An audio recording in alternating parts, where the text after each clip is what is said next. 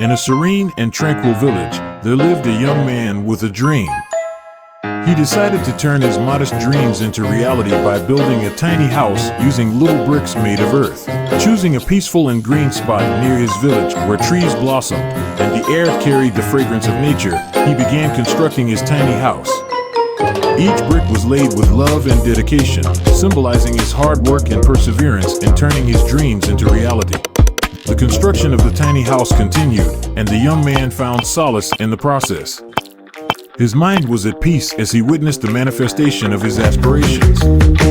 As the tiny house took shape, he invited his friends to gather around and share in the joy. When his friends arrived, they marveled at the uniqueness and tranquility of the tiny house made from little bricks.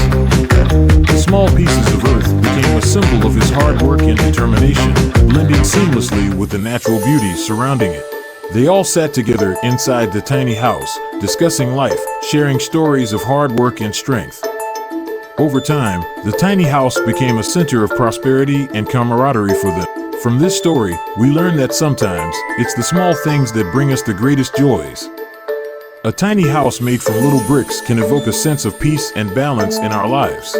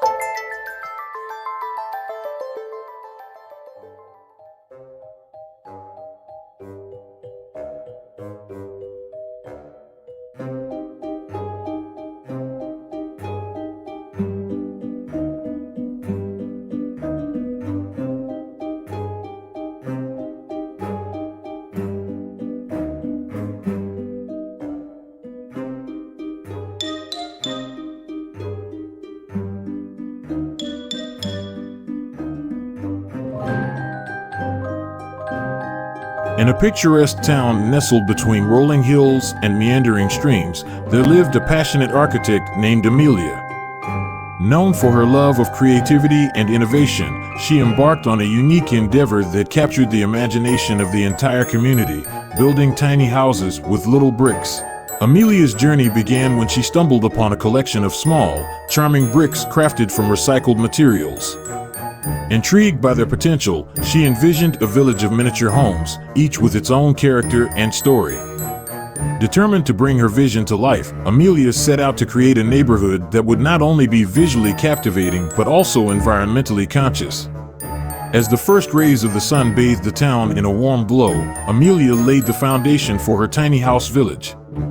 The little bricks, each carefully chosen for its distinct color and texture, seemed to come alive in her skilled hands. With meticulous precision, she crafted the walls, forming tiny abodes that exuded charm and the townsfolk watched in awe as the tiny houses took shape, their curiosity piqued by the unique construction process. Children gathered around, their eyes wide with wonder, as Amelia explained the artistry behind building with little bricks, a fusion of creativity, sustainability, and intricate craftsmanship. As the miniature structures began to rise, Amelia invited the community to participate in the project. Families and friends joined in, contributing their own ideas and creativity to the tiny houses. The once empty plots of land transformed into a vibrant village, with each tiny house telling a story of collaboration and shared dream. Amelia's tiny house village became a source of inspiration for the entire town. The community gardens flourished with flowers, and pathways lined with tiny street lamps added a touch of magic to the surroundings. The aroma of freshly baked goods wafted from the tiny kitchens, and laughter echoed through the miniature streets. Word of the charming village reached neighboring towns, drawing visitors who marveled at the ingenuity of building tiny houses with little bricks. Amelia's project not only showcased the beauty of sustainable architecture, but also fostered a sense of unity and creativity within the community. As seasons changed and the tiny village thrived, Amelia hosted events that brought everyone together. From miniature farmers markets to tiny art exhibitions, the community celebrated the joy of living in a world where even the smallest details held significance. The tiny houses, adorned with tiny gardens and whimsical decorations, stood as a testament to the transformative power of creativity and collaboration.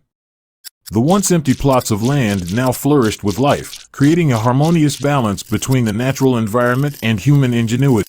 Amelia's tiny house village became a beloved landmark, drawing visitors from far and wide who sought not only the visual delight of the miniature homes, but also the sense of community and interconnectedness that thrived within its walls. The town, once ordinary, had been transformed into a haven of creativity and sustainability, all thanks to the vision and passion of one inspired architect, Amelia, the creator of a tiny world built with little bricks.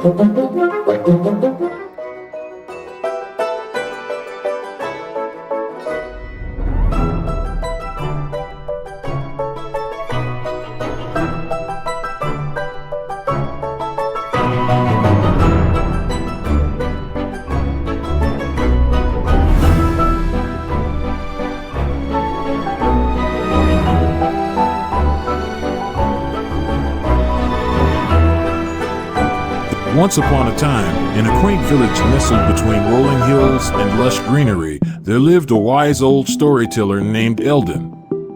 He was known far and wide for his ability to weave enchanting tales that could rejuvenate even the weariest of minds.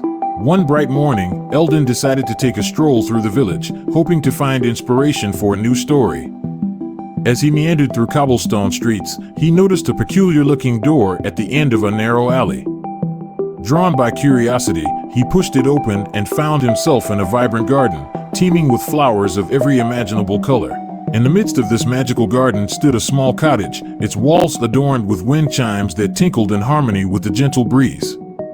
Eldon, intrigued, approached the cottage and discovered it belonged to a mysterious gardener named Seraphina. Seraphina, with twinkling eyes and a warm smile, welcomed Eldon into her haven.